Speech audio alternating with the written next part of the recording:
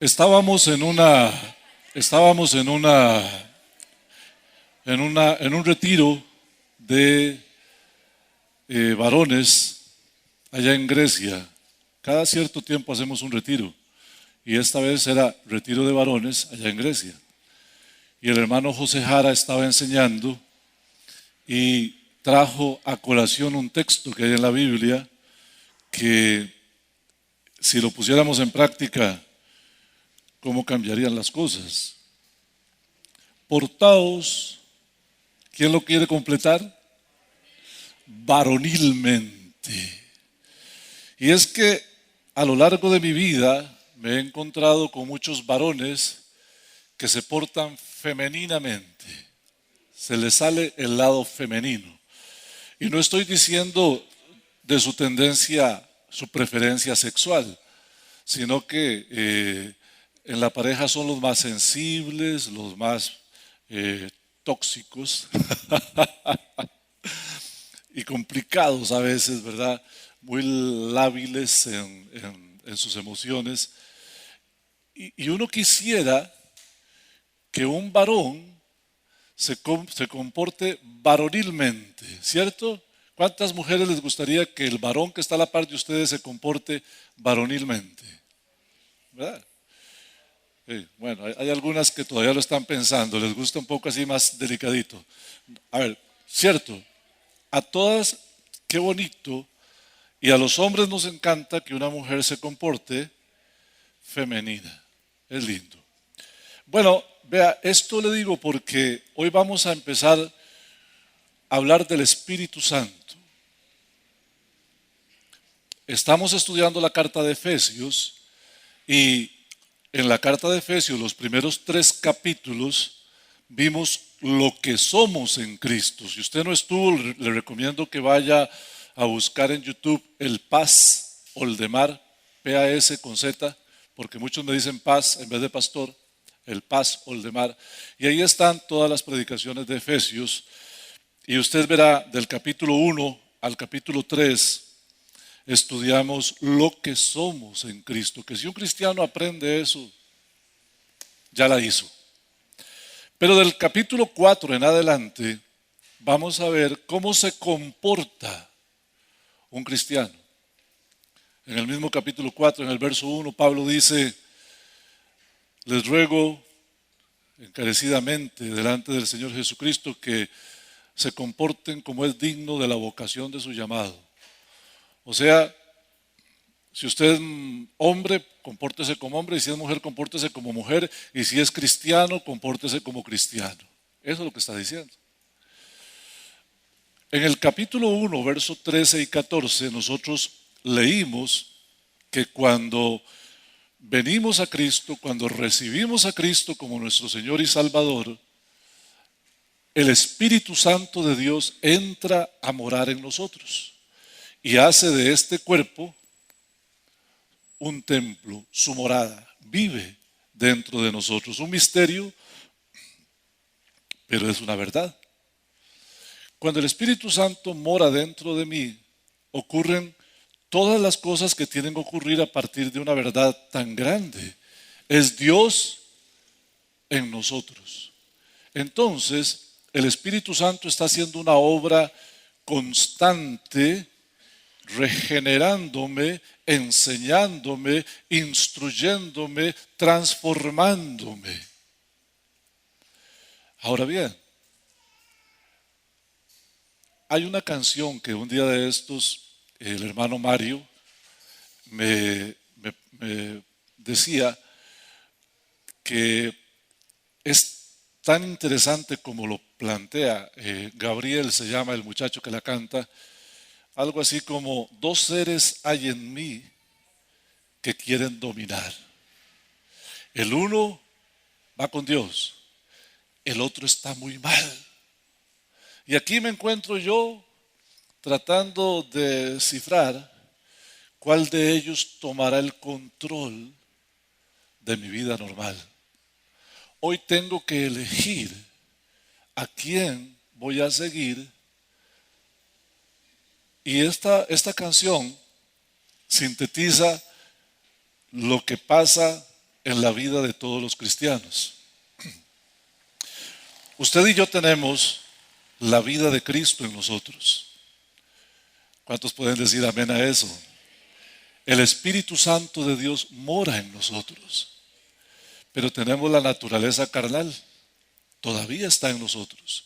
Y seremos librados de la naturaleza carnal cuando vayamos a la presencia del Señor. Mientras tanto, hay un pleito. La carne y el espíritu, la carne y el espíritu. Y el mismo apóstol Pablo dice, y estos dos se oponen entre sí, porque la carne es débil, el espíritu a la verdad está dispuesto, pero la carne es débil. Creo que es más bien Cristo el que lo dijo. Es un pleito. A ver, usted y yo tenemos al Espíritu Santo, pero al igual que nos gustaría que un varón se comporte varonilmente, a Dios le gustaría que usted y yo nos comportemos como seres llenos del Espíritu Santo. Y la pregunta para usted y para mí hoy ¿es usted lleno del Espíritu Santo? Y aquí tengo que aclarar, en algunas doctrinas, en algunas iglesias, se asocia la llenura del Espíritu Santo con una segunda experiencia de gracia. Es decir, usted es cristiano, pero a lo largo de su vida, en algún momento, usted experimentará una circunstancia muy especial en la que usted va a tener una experiencia trascendental, diferente, catártica. Y usted a partir de ahí hablará en lenguas y hará otras cosas. En realidad es poco, no tiene fundamento bíblico. Más bien la Biblia dice que Dios no da el Espíritu Santo por medida. ¿Cuánto Espíritu Santo tiene usted? Lo mismo que tengo yo. ¿Y cuánto es? Es que no es por cantidad. Dice la Biblia que Dios no da el Espíritu por medida. Ese hombre está lleno, esa mujer está llena. Usted está lleno porque usted cuando nació de nuevo el Espíritu Santo vino a morar en usted y yo también. ¿Cuál es el detalle entonces? ¿Por qué unos fluyen y otros no? Ajá. Porque dos seres hay en mí que quieren dominar. Hoy tengo que escoger a cuál voy a seguir. Usted y yo tenemos que escoger a cuál de las dos naturalezas vamos a alimentar. Por eso el apóstol Pablo escribe en Gálatas capítulo 5, 16, digo pues, andad en el Espíritu y no satisfagáis los deseos de la carne. Aquí el pleito está en cuando yo satisfago los deseos de mi carne o cuando camino en el Espíritu. Y no se pueden hacer las dos cosas. Usted camina en el Espíritu o satisface los deseos de la carne. Y aquí está. Hoy vamos a hablar sobre el tema. Fíjese que el apóstol Pablo, llegando al versículo 18 del capítulo 5, que es el que nos toca hoy, dice, no os embriaguéis con vino, en lo cual hay disolución. Antes bien, sed llenos del Espíritu Santo. Hablemos de la embriaguez. El domingo pasado me preguntaba un hermano, Paz, pero ¿a partir de cuánto es embriaguez? 2 cervezas, 3 tragos, 4 whiskies. Bueno, ahí ya está bien borracho, ¿verdad? Pero digamos, ¿a partir de cuándo? Cuando Pablo escribe esta carta, le está escribiendo a hermanos que venían de los templos paganos, de la diosa Diana y de otros que andaban por ahí. Y parte del culto a esos dioses era embriagarse para poder tener orgías, y eso era parte del culto a Dios, a su Dios, a Diana y a otros dioses.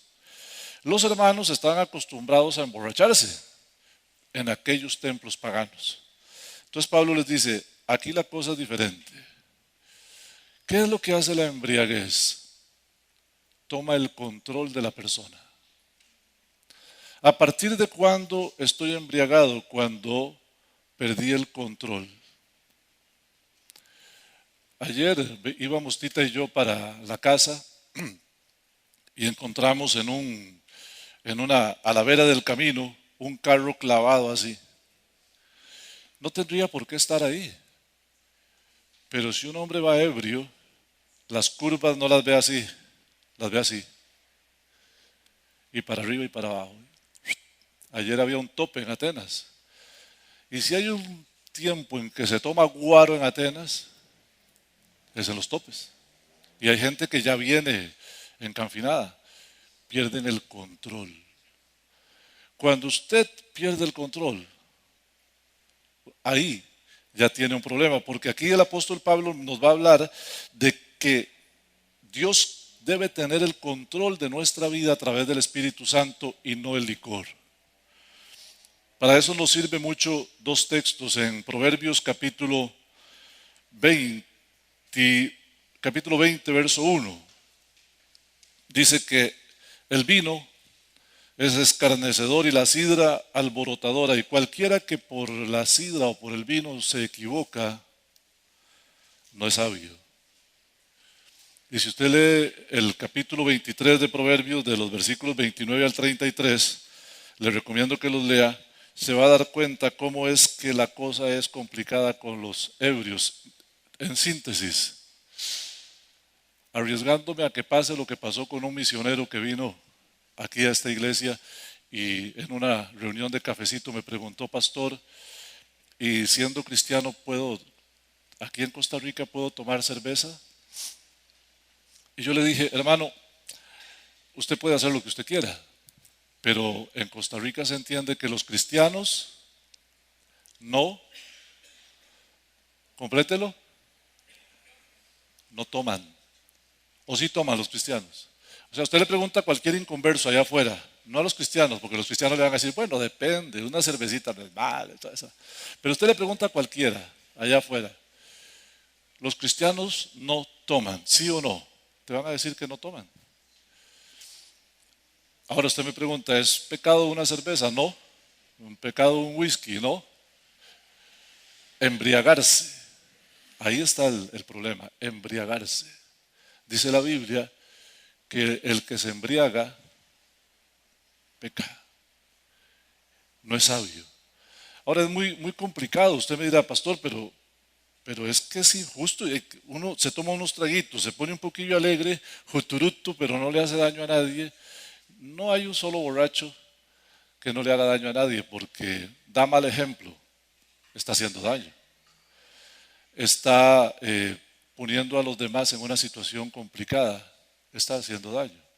Fíjese, lo peor del caso es lo que tal vez no nos hemos dado cuenta. Hoy voy a estar un poco grueso en la predicación. Abra su Biblia conmigo, por favor, en 1 Corintios capítulo 6 y el verso 9, que dice, ¿no sabéis que los injustos no heredarán el reino de Dios? Y la siguiente frase es muy interesante, no erréis, o sea, no se equivoquen. Lo que Pablo está diciendo aquí es, hay gente que tiene la idea equivocada. Piensan que todos somos hijos de Dios, que todos vamos para el cielo, que todo está bien. No. Aquí empieza a decir, no erréis porque ni los fornicarios, que son los que tienen relaciones sexuales fuera del matrimonio, ni los idólatras, ni los adúlteros, que son los que tienen relaciones sexuales extramaritales, la pornografía incluida. Cuando usted está viendo pornografía, usted está fallándole a su esposa y está ensuciando su matrimonio, o a su esposo, porque hay mujeres que también la ven. Ni los afeminados, de los que hablábamos hace un rato, ni los homosexuales, ni tampoco los ladrones, que los pone, por cierto, a la par de los avaros, que son los que aman el dinero con todo su corazón. Y aquí agrega a los borrachos. ni los borrachos están en la lista, ni los maldicientes, por los que les gusta hablar feo y decir tonteras, pongan atención, ni tampoco los estafadores. ¿Qué va a pasar con ellos? No heredarán el reino de Dios. Embriagarse es una muestra de que el Espíritu Santo de Dios no está en control de tu vida, sino que vos necesitas algo extra para poder lidiar con tu vida. Voy de nuevo. El licor le ayuda a la gente a lidiar con su vida en ausencia del Espíritu Santo. Porque cuando usted está lleno del Espíritu Santo, cuando el Espíritu Santo mora en usted, usted no necesita el licor, no necesita la marihuana, no necesita la cocaína, no necesita los hongos, no necesita nada. Él está en control, está lleno, está pleno. Él satisface todo. Y aquí es la gran pregunta: ¿usted está lleno del Espíritu Santo? Hay dos posibilidades. Una, que usted no ha nacido de nuevo, por eso no tiene problemas con embriagarse. Pero sepa que si eso es así, es terrible, porque no vas a la vida eterna con Cristo. Y existe la otra posibilidad, que sí hayas nacido de nuevo, pero que seas un cristiano carnal, que ama los placeres de este mundo más que la presencia de Dios. Y entonces se echa unos traguitos para sentirse bien y le da el control temporal de su vida al licor, cuando el control total de su vida debería estar en manos del Espíritu Santo. Hablemos de ser llenos. Ser llenos significa que usted va a darle campo al Espíritu Santo todos los días de su vida. Es como la premisa. Usted es lleno del Espíritu Santo, usted le está dando el control de su vida al Espíritu Santo. Ahora, el apóstol Pablo empieza a darnos aquí, en los versículos que continúan, algunas cosas que el cristiano lleno del Espíritu Santo debe hacer, que se le notan, pero que debe hacerlas. Sigamos hablando de un cristiano carnal y un cristiano espiritual. El carnal le va a costar mucho. Al espiritual no le va a costar ni nada, no le va a costar nada. ¿Cuál es la diferencia? Yo tengo que tomar una decisión. ¿Quién controla mi vida? ¿Oldemar carnal? ¿La naturaleza carnal que yo tengo? ¿O el Espíritu Santo que mora en mí? Usted tiene que tomar una decisión. ¿Quién gobierna su vida? Y ahorita que empecemos, usted se va a dar cuenta por dónde anda la cosa con usted. Y voy a hacer la pregunta de nuevo. ¿Usted es lleno del Espíritu Santo? Esa es la pregunta. Téngala en mente. El apóstol Pablo dice que cuando nos congregamos, los cristianos adoramos. Me ha llegado una queja de que hay alguien que en el culto, en lugar de adorar, está viendo el celular. No está adorando. No está adorando. Está viendo el celular. Y usted me dirá, pero eso es muy extremo, porque yo puedo estar leyendo la Biblia. Lea la Biblia en su casa. Ahí es donde usted tiene que leer la Biblia. Aquí usted viene a adorar y a aprender. ¿En serio? Claro. Vea lo que dice el siguiente versículo, el verso 19. Hablando entre vosotros con salmos, con himnos y cánticos espirituales, cantando y alabando al Señor en vuestros corazones. Cuando usted viene a la iglesia, vamos a estar todos cantando y alabando al Señor. Usted me dirá, pero es que Pablo, la carta a los Efesios, se la escribió a la iglesia. Cuando él dice que hablemos entre nosotros con salmos, no significa que yo me lo encuentro allá en el parque y le digo a usted, Jehová es mi pastor y nada me faltará. Y usted me contesta, en paz me acostaré y así mismo dormiré. No, porque es un par de locos, es un par de locos, ¿cierto? No, no, no, no, no. Él está hablando de nuestro culto. Cuando venimos aquí, entonces hace un rato le decía yo a Jara, Dios es bueno. Y él me decía, todo el tiempo. Y yo le agrego, y todo el tiempo, Dios es bueno. Eso es hablar entre nosotros con salmos, con himnos, con cánticos espirituales. Es cuando cantamos y alabamos al Señor en nuestros corazones. Ese es el culto. Congréguese para adorar a Dios. Si usted es un cristiano gobernado por el Espíritu Santo, usted viene y adora. Si usted es un cristiano que no está gobernado por el Espíritu Santo, usted viene como venir al estadio. Está distraído, está en otra cosa, no está adorando. Perdóneme, si usted es de los que viene para llevarla suave un domingo, para sentir que el que peca y reza empata, quédese en la casa. Porque usted no está gobernado por el Espíritu Santo y usted no está viniendo a adorar. ¿Y sabe a qué venimos al culto? A rendirle culto al Señor. A eso venimos. Congréguese para adorar. Si usted está gobernado por el Espíritu Santo, para usted no hay problema en congregarse para adorar, ¿o sí? Luego el apóstol Pablo dice que seamos agradecidos. Dice, dando gracias al Dios y Padre de nuestro Señor Jesucristo. Sigue ahí en el verso 20, dando siempre gracias por todo al Señor, al Padre Celestial, en el nombre de nuestro Señor Jesucristo. El cristiano que está gobernado por el Espíritu Santo es agradecido. Lo que tiene, le basta. Está agradecido por lo que come, sea poco, sea mucho. Por lo que viste, sea poco, sea mucho. Está agradecido. El que no está gobernado por el Espíritu Santo, está quejándose siempre.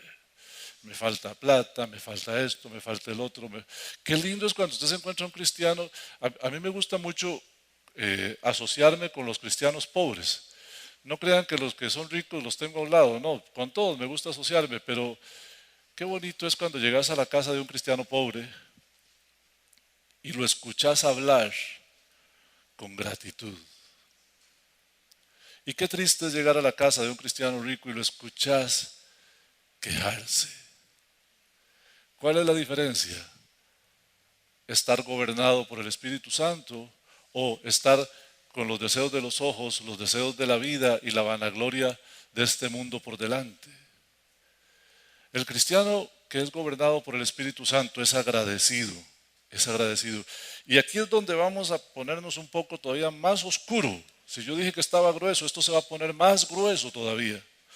Porque el verso que continúa dice, someteos unos a otros en el temor del Señor. Es decir, hay un orden establecido por Dios que el cristiano lleno del Espíritu Santo, el que le ha dado el gobierno de su vida al Espíritu Santo, puede y quiere respetar.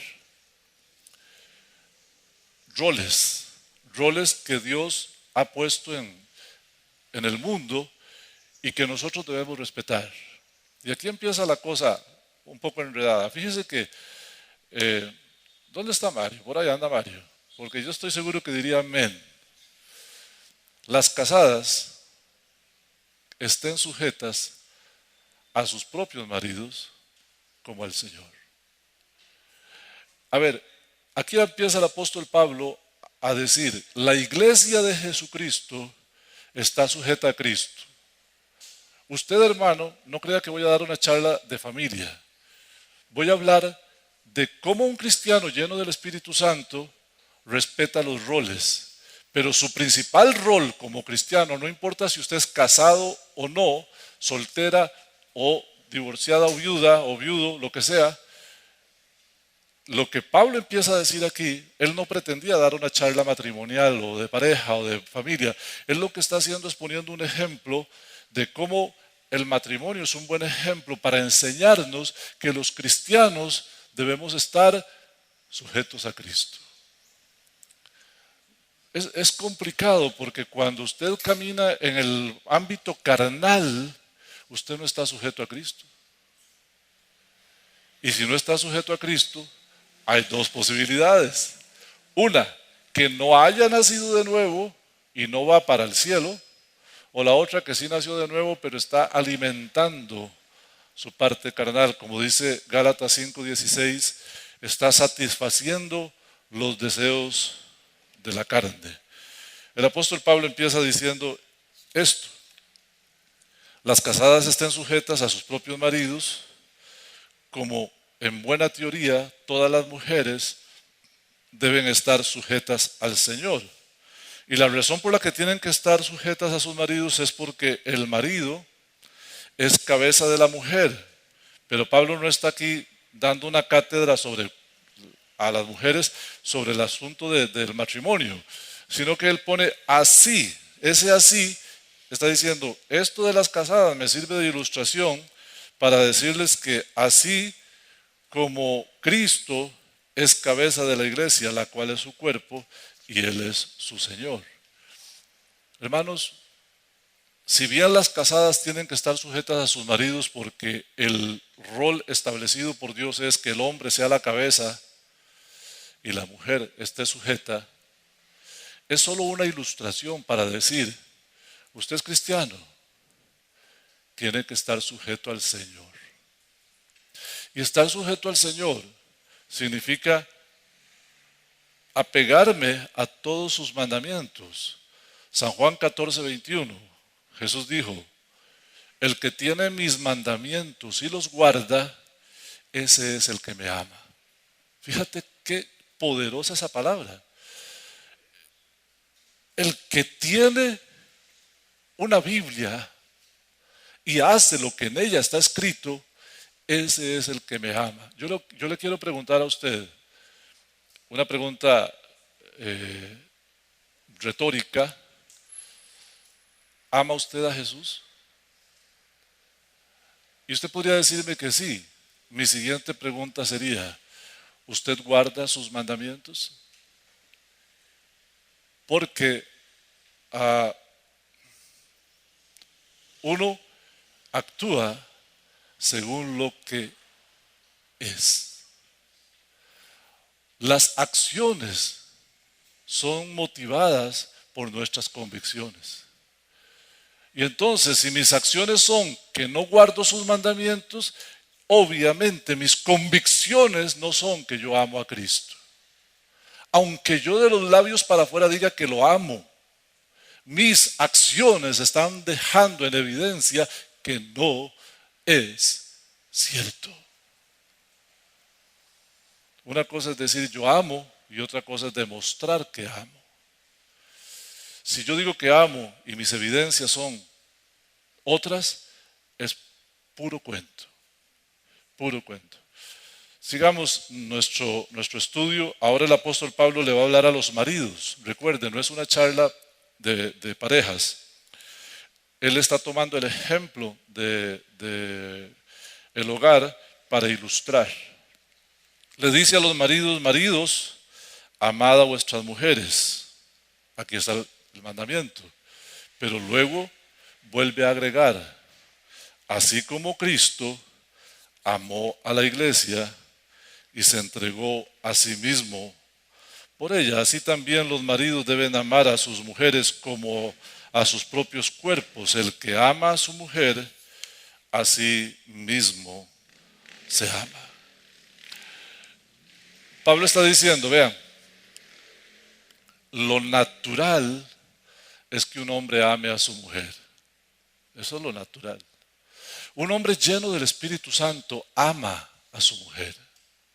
Y el parangón es Cristo. Cristo amó a la iglesia. ¿Y qué hizo? Se entregó a sí mismo por ella. Ahora la pregunta es, Pablo está diciendo, maridos, presten atención a lo que hizo Cristo y amen así a sus mujeres. O Pablo está diciendo, los maridos que aman a Cristo son un reflejo de lo que Cristo hizo por la iglesia. Interesante.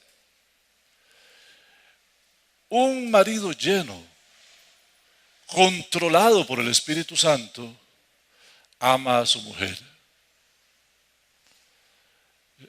Aquí tiene usted que preguntarse si usted está controlado por el Espíritu Santo. Yo conozco en esta iglesia maridos que maltratan a sus esposas.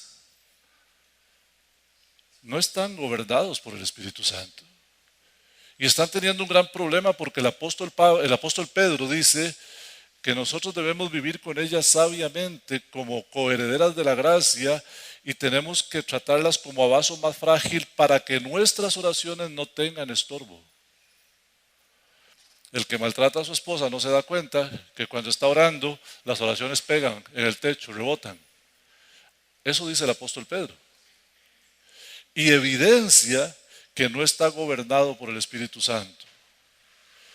Vuelvo a hacer la pregunta. ¿Es usted lleno del Espíritu Santo?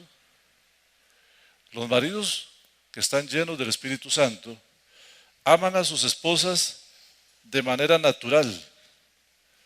Los que están gobernados por la carne no aman a sus esposas. Y deberían. ¿Cómo resuelvo el problema? Hermana querida, si su marido le da muchas muestras de que no la ama, la única forma en que usted lo puede resolver es que ese hombre viva para Dios, gobernado por el Señor y no por sus emociones, que no sea un hombre carnal. ¿Cómo usted logra eso? Sinceramente, solo con oración. Porque cuando uno decide vivir por la carne, solo el Espíritu Santo puede convencerlo. Mire, yo que soy pastor y que tengo consejerías todas las semanas, trato muchas veces de que alguien que está caminando mal con Dios empiece a caminar con el Señor. ¿Y sabe cuándo lo logro? Cuando le da la gana. Ahí es cuando lo logro. Cuando le da la gana. Antes no. Y la consejería es una de las tareas más frustrantes de un pastor. Yo tengo una expresión. Jesús dijo en San Juan 10, mis ovejas oyen mi voz. Complételo alguien. Y me siguen. Yo tengo la expresión parecida. Mis ovejas oyen mi voz y a veces me siguen.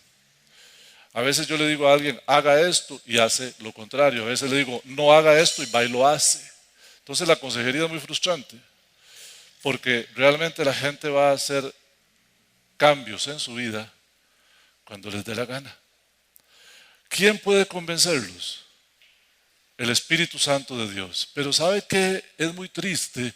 Muchas veces ni el Espíritu Santo de Dios los puede convencer. Sus corazones son tan duros que ni el Espíritu Santo los convence. Es más, muchos aquí están oyendo esta predicación y están pensando, ojalá hubiera venido mi esposa para que la oyera. No se dan cuenta que es con ellos. O las esposas, ojalá hubiera venido mi esposo para que la oyera. No se dan cuenta que es con ellos. Y salen y hacen su vida igual que siempre porque lo que hoy se habló en la iglesia, se habló en la iglesia, pero yo no estoy dispuesto a renunciar a mi estilo de vida y decirle al Espíritu Santo, tome el control, haga lo que usted quiera. A eso debemos llegar. A eso se refiere el apóstol Pablo cuando dice, sed llenos del Espíritu Santo. Quítele los estorbos. Entréguele el control. Como cuando usted se echa unos tragos. Cuando usted se echa unos tragos, usted le está dando el control de su mente y de sus acciones al licor. Ahora entréguele el control de su mente y sus acciones al Espíritu Santo. A Él es al que tiene que entregárselo. Sigamos leyendo porque el apóstol Pablo escribe aquí también a los hijos. Pero igualmente va a hacer la comparación porque un hijo gobernado por el Espíritu Santo no tiene problemas en poner en práctica lo que dice el capítulo 6, verso 1. Hijos, obedeced al Señor a vuestros padres, ¿verdad? Porque esto es justo. Honra a tu padre y a tu madre, que es el primer mandamiento con promesa, para que te vaya bien y seas de larga vida sobre la tierra. Cuando un muchacho de la iglesia eh, da lugar al Espíritu Santo, no tiene problemas en obedecer, no tiene problemas en honrar a padre y madre. No me voy a detener mucho en el tema, pero honrar a padre y madre es como honrar a Dios. ¿Qué significa honrar a Dios? Hacer su voluntad y no ser una vergüenza para Cristo. Honrar a padre y madre es lo mismo, es hacer su voluntad, obedecerle y no avergonzarlo de ninguna manera. Cuando usted hace algo que avergüenza a sus padres, usted los está deshonrando, pero cuando usted hace algo que más bien los exalta, dicen, mira lo que hizo el hijo de Josefa, usted está honrando. Ahora, queridos hermanos, nuestra enseñanza de hoy nos va llevando por estos recovecos del hogar, pero lo que está haciendo el Señor es mostrándonos que nosotros debemos ser gobernados por el Espíritu Santo. Sáquese de la cabeza que estar lleno del Espíritu Santo es hacer un enredo con la lengua, porque hay mucha gente que no habla en lenguas, pero las imita.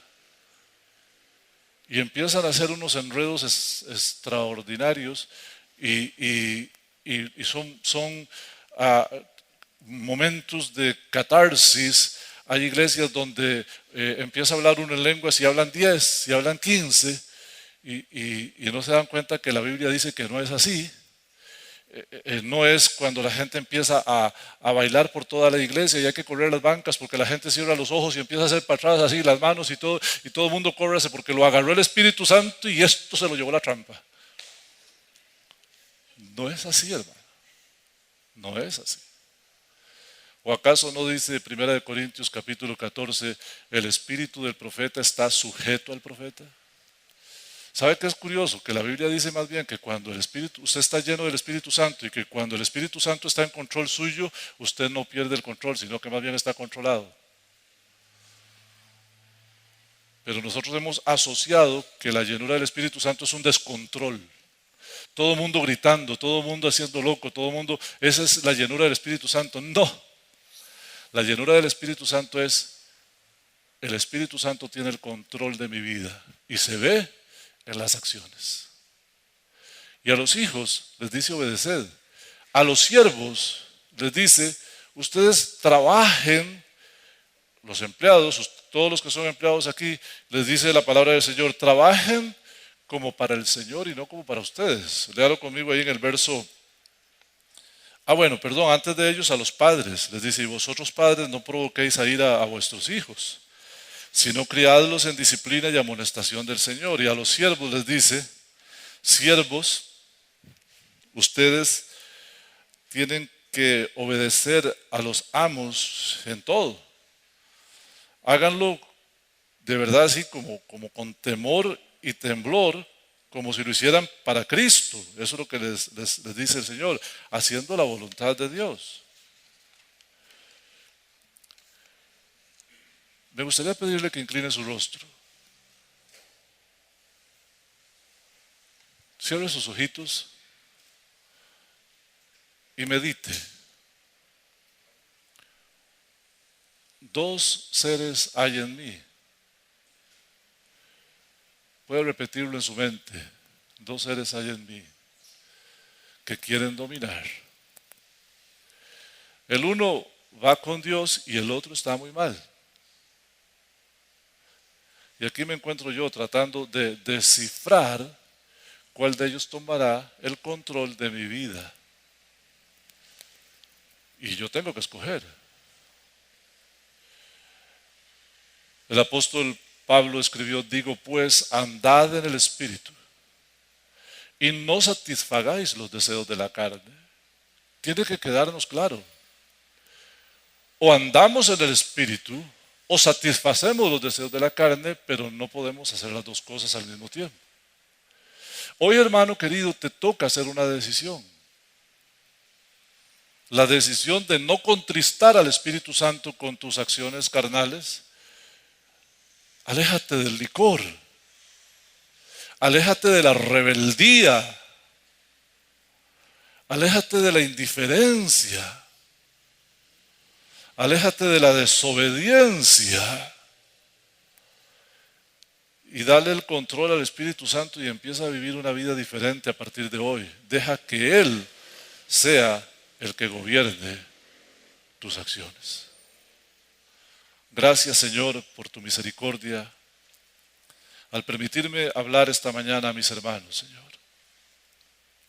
Gracias porque en medio de una ilustración como la del hogar, Señor, nosotros podemos ver que así como en el hogar hay roles que respetar, nosotros debemos estar total y absolutamente controlados por el Espíritu Santo, sujetos a Cristo.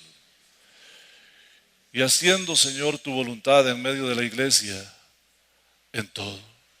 Ayúdanos, Señor, para poder renunciar a las cosas que nos gustan y que no te agradan, Señor, a poder guardar tus mandamientos, a poder evidenciar el amor que decimos tener en acciones. Ahora te ruego, Señor, que lleves con bien a mis hermanos, cada uno a su lugar, y que tu misericordia siga siendo con nosotros. Que conforme a tu misericordia las peticiones que cada uno de ellos y ellas tiene, Señor, les sean concedidos. Al que necesita un trabajo, al que necesita salud, a quien necesita, Señor, un esposo o esposa, a quien necesita paz, a quien necesita todas las cosas que sabes tú, Señor, que necesitamos. Te ruego que tu misericordia sea con cada uno, dándonos lo que conforme a tu gracia nos conviene. Por Cristo Jesús. Amén y amén. Dios les bendiga, hermanos. Vayan en paz.